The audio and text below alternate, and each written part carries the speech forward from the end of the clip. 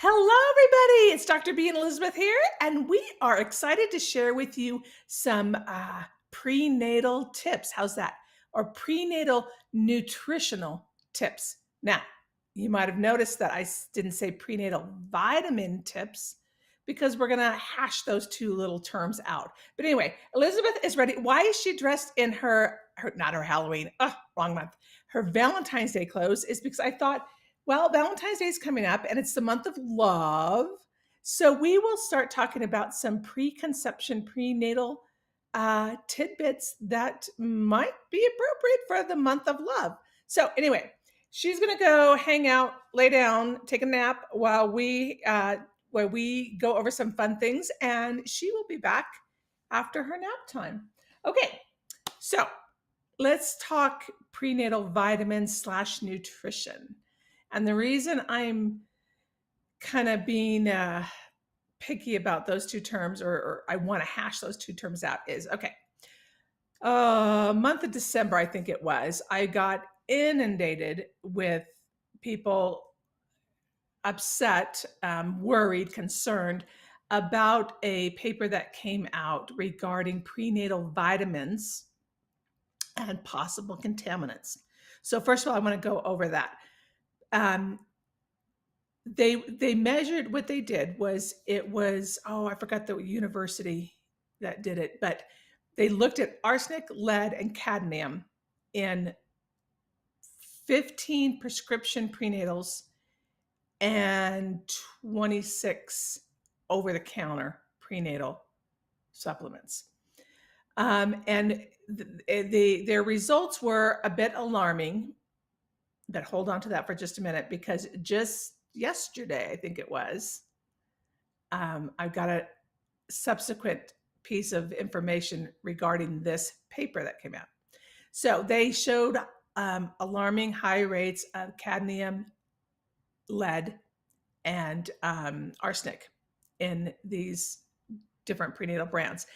They also measured two very important ingredients for prenatal nutrients, I should say, for the prenatal period. One was choline, and we're going to dive into choline a little bit in a minute here, and one was iodine.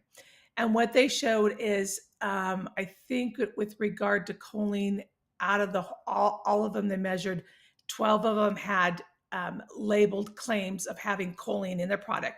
Not every prenatal will have choline in their product, but it's an extremely important nutrient, and we'll get to that in a little bit why.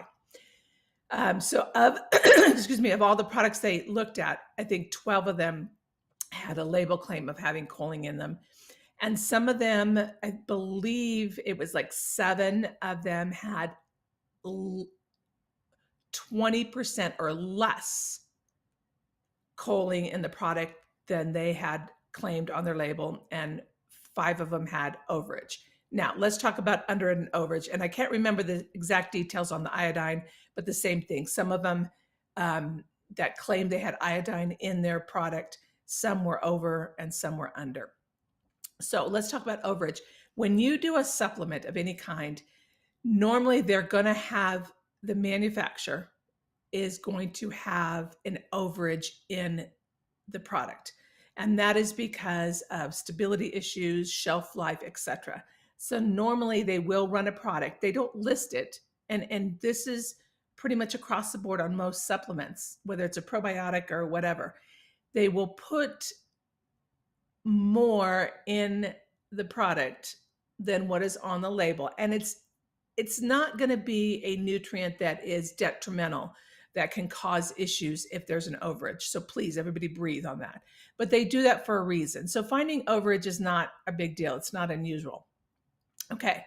Under not having enough claims or enough what they claim, that can be an issue, right?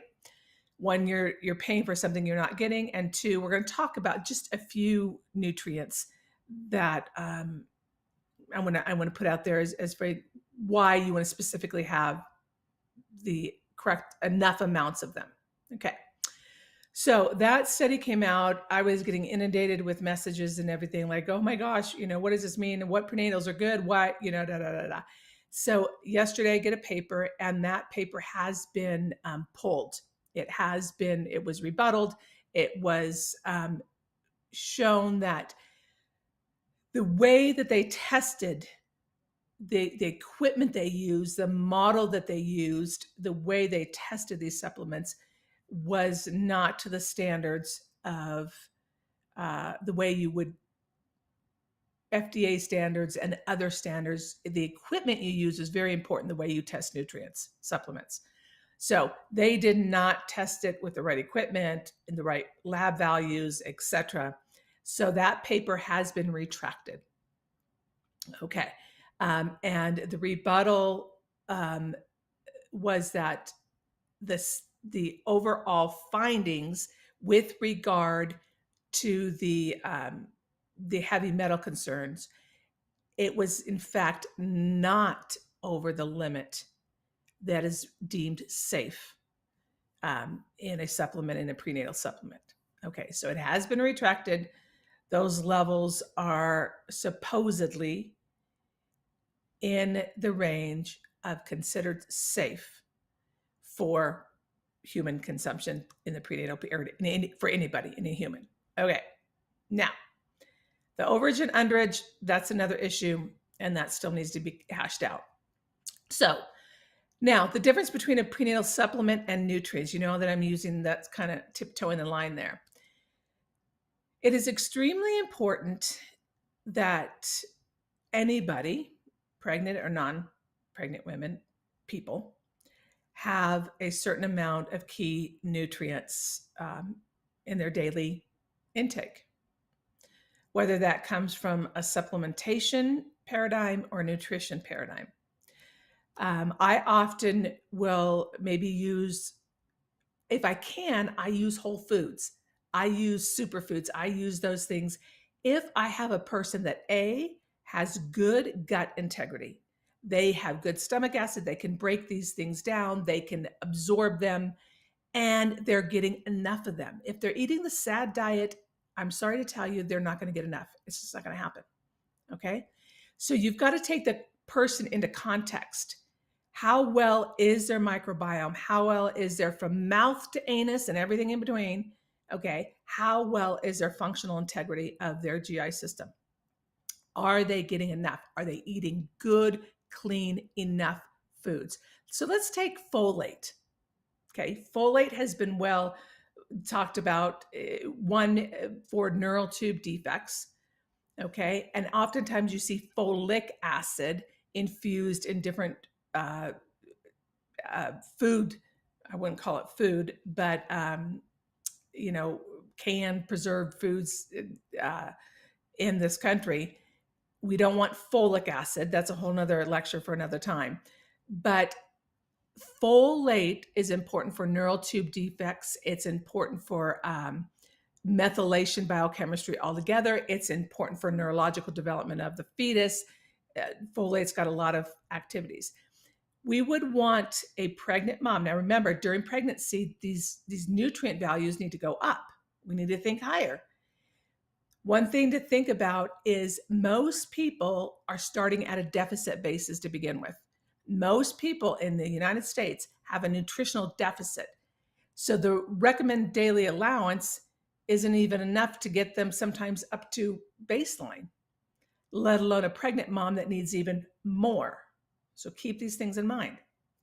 So folate, anywhere between 1,000 to 1,200 micrograms-ish is recommended during pregnancy.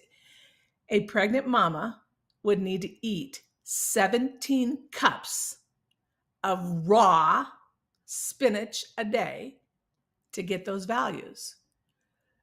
So you need to take into consideration, if you want to use just high superfood food, clean sources, that's a lot of spinach a day. Okay, so think folate, foliage, dark green leafy vegetables, right? That's a lot of raw dark green leafies a day that we would need that intake. So think along those lines. If you have a clean mama that's getting a lot of that, is she getting enough? Do you need a supplement? Do you not need a supplement? But obviously you want to supplement with a clean prenatal vitamin to make up that gap to reach that 1,000 to 1,200 micrograms a day. All right, following me? And yes, you want L-methylfolate, or it might say 6L-methylfolate, but you want the methylfolate, not the folic acid form. All right. So what you need to consider is when you have a person coming in, take a good history. How much are they getting through a good nutritional diet and maybe some other superfood supplementations versus how much maybe do you need to look at a potential of having a prenatal vitamin. But most people in this country are nutrient deficient. Due to glyphosates in our foods, in our soil, a lot of key nutrients are being stripped. A lot of food, not canned, box, processed food, but whole foods are deficient in nutrients. So just keep that in mind. So vitamin A is another one. And again, I'm just spot shotting a few. I'm going to leave some of them out. So don't everybody breathe. I'm not going to cover iron. Iron is very much essential for neurodevelopment. So is iodine. We just don't have time to go through all of them. I'm just spot shotting a few. Vitamin A. I'm spot shotting a few of the oddballs that maybe we don't think about. So we want a mixture of pure vitamin A and mixed carotenoids, okay, for most. So you want a total of 2,200-ish milligrams a day for a pregnant mama. So one large egg is about 75 micrograms. So you've got a lot of food to intake to meet those demands, right? Now you get 1 tablespoon of cod liver oil, and then you can meet those demands. That's about 4,000 micrograms. So, you can look at different food sources there. What orophacial? There's a big thing now in bioidentical dentistry, where they're looking at that A, D, E, and K, vitamins A, D, E, and K during pregnancy, changing the craniofacial development. So those of you that are looking into airway issues with kiddos, TOTS, things like that, this can be a key area that you want to look at. So you want to make sure you get enough A, D, E, and K, and just take a look at A. How much do they have to intake in a food source in order to make sure they're getting enough? That's a lot. So delayed growth, heart, vision, those are things that are associated with vitamin A. Let's look at vitamin D. At least 2,000 IUs of vitamin D, depending where you live. There have been some studies in the world of autism that there's higher rates of autism in kiddos that are born in the winter months. One of their theories is it's because low vitamin D sources. So minimum of 2,000 IUs of vitamin D. Vitamin D is associated with miscarriages, C-sections, preeclampsia in mama, thyroid issues. Maternal thyroid health is huge in neurodevelopment of the offspring. A lot of connections with poor maternal thyroid health and poor neurodevelopment and autism in the offspring. So asthma is another one in the offspring. Asthma and allergies, low vitamin D in mama, higher rates of language delay, asthma, allergies in the offspring. Vitamin B1, one you might not think about a lot. You want at least 6 milligrams a day of vitamin B1, thiamine, in the pregnant mama. The cardiovascular system, the nervous system, gestational diabetes, preterm birth, low birth weight. Preterm birth and low birth weight are the 2 most studied factors in the literature now, in neurodevelopment, neuropsychology, neuropsychiatry, neuroscience. Preterm birth and low birth weight are the 2 most studied factors for the neurobiology of disease for the rest of the life, physical, mental, emotional health for the rest of the life of the offspring. So you can see how these nutrients are so key in the prenatal period. B2, riboflavin, big in preeclampsia, immune system, thyroid issues. You want 2 to 2.5 milligrams a day of B2. An example of B2, again, is eggs. 1 egg is only 0.25 micrograms, right? Almonds, a handful of almonds is eggs are 0.25 milligrams. A handful of almonds is 0.3 milligrams of riboflavin. So again, are they getting enough food sources in their diet to get to those levels that you really need for optimum health of the mama and the offspring? B6, 10 to 25 milligrams. The B6 is very much associated with helping with nausea during pregnancy, but you need the higher end. The higher end has shown about 20, 25 milligrams of B6 is shown to help with nausea. So you got to make sure they're getting that level. Again, preeclampsia, low birth weight, preterm birth. These are all key factors associated with key nutrients. All right. Cleft palate, midline defects, again, B6. So again, we're looking at midline defects. Those of you in the TOTS world, you can put some of that into play there. It's not just about folate. Again, we talked about folate, and folate is one of the gateway nutrients into the entire methylation cycle. And we know that, remember, different genes are getting methylated during neurodevelopment. So maybe it's a key gene, what we call the SHANK3 gene, that's associated with autism. If it's not methylated properly, it can lead to potential autism risks. Now I want to get to choline. So the study that we referred to, which they looked at choline. Choline is one of my big loves. Okay. Choline is needed to make cell wall membranes for mom, baby, and placenta during pregnancy. Low choline is associated with a lot, against cell wall membrane synthesis or leakage. And that's when we see a lot of chemical sensitivities and overall allergies and just overall health issues. Choline is extremely important in the neurodevelopment of the fetus, especially sensory processing, sensory speed, processing speed, very much looked at with regard to sensory motor development in the offspring. Choline is a precursor to acetylcholine, which is a key neurotransmitter that regulates vagal tone. Vagal tone is associated with acetylcholine. So this is a big kahuna. Choline, especially in the second and third trimester, has up to 980 milligrams has been shown to be optimal, but no less than 600 milligrams. This is a very significant key nutrient. So you want to look, if you're using a prenatal source, that it does have choline in it, and it's got a substantial amount. B, if they're not using a prenatal vitamin or they're using a prenatal vitamin that doesn't have choline in it, how can you get that choline level up? I cannot understate how important this nutrient is. Again, it is a major methyl donor. Choline is a major methyl donor. I won't get into all that. You would need one egg.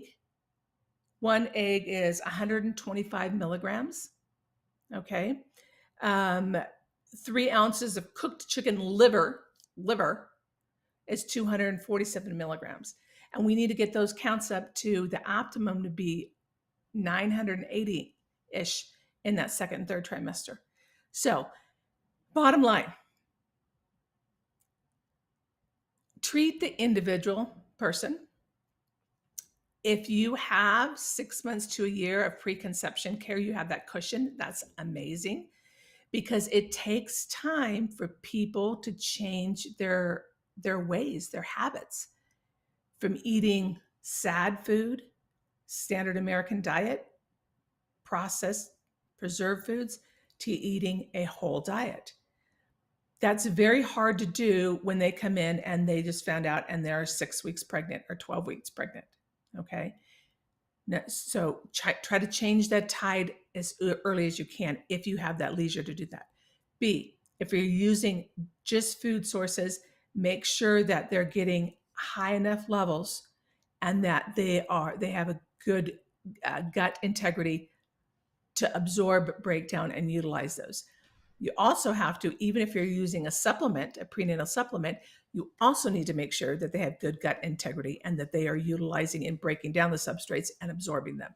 So a good digestive enzymes and probiotics is another key consideration in making sure they have good gut integrity. So hopefully that helps just shine some light, but gets you thinking about treating people on an individual basis and how can you best support each individual pregnant person in order for them to get those nutrients up to the values that they need for optimal health for mom and neurodevelopment for baby. So again, hopefully that helps. And Elizabeth wants to wish you a happy January and the best in 2025. And we're looking forward to seeing you next month in the month of love. And until then, ChiroSecure, thank you for giving us this opportunity to spread some information and help turn the tide for healthy generations to come. We'll see you in February.